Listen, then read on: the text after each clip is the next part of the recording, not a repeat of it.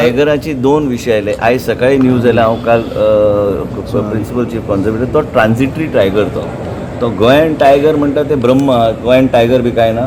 वाघाचे फोटो हांवूच मारता. तुमी कोण फेसबुकार पळयल्यार चडान चड नेचर लवर म्हणटा ते हांव. पूण ते कितें आहा ते केंद्र सरकारान टीम धाडून ते बोन्स आनी ते बॉडी आनी ते सगळे ते हे करून there is a institute way they check for poisoning and other things, so they will check what it is.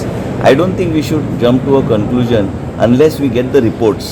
Nobody can predict that what is the reason for which the tiger has died unless the report comes from that institute where these tests have to be conducted, and there is a specific institute where it has to go. So let it come, then we will take sir बरी करपाक हें केलें. So मातयेचो तेजेर पयलो photo buried करपाक तुरपाचे ते forest डिपार्टमेंटान उत्तर दिवंक जाय. तुमी म्हणटा हांव खंय पावला थंय.